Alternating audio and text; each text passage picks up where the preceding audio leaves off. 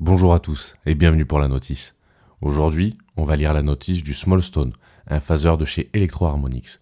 Le Small Stone est un phaseur popularisé dans les années 70-80 par des musiciens comme David Gilmour ou Jean-Michel Jarre. Il est devenu avec le temps un standard du phaseur analogique. Et aujourd'hui, on va regarder pourquoi.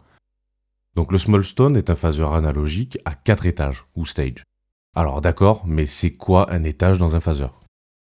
Donc pour un phaseur, un étage représente un filtre all pass. Chaque étage crée une rotation de phase. Et une fois les étages empilés, ça va nous créer des creux dans les fréquences. Et c'est ce qu'on appelle des notches. Pour savoir combien de nœuds vont être créés par notre phaseur, c'est facile.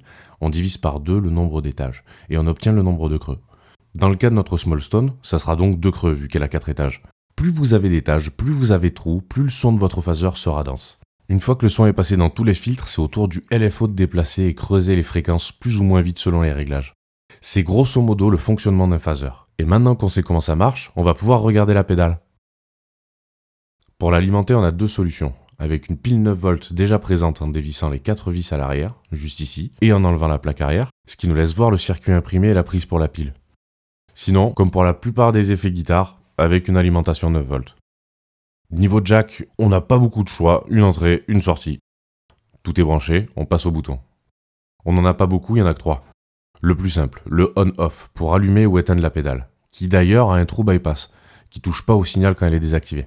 Après on a le rate, c'est la vitesse de notre LFO, qui fait bouger les fréquences. Tout à gauche, c'est un mouvement très lent, et tout à droite, un mouvement ultra rapide. Et en dernier, on a le bouton color. C'est un switch on-off. En haut, le color est désactivé et en bas, il est activé. Il va plutôt jouer sur les fréquences modulées. D'ailleurs, voici les fréquences de réponse pour le Small Stone.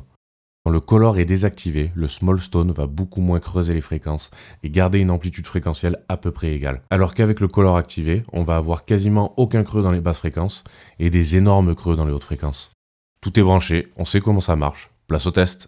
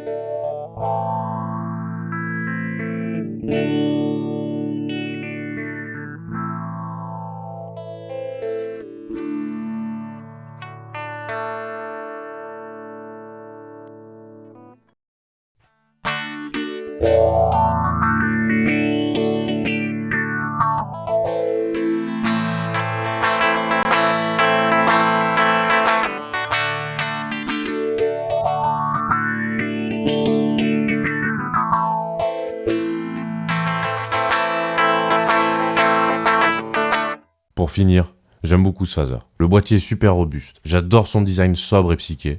Très facile d'utilisation, très musical et pas cher du tout au vu de la qualité de ses finitions. Ça en fait un super choix si vous voulez un phaser simple et efficace. Merci à vous d'avoir regardé la vidéo jusqu'au bout et puis abonnez-vous pour les prochaines vidéos. À bientôt.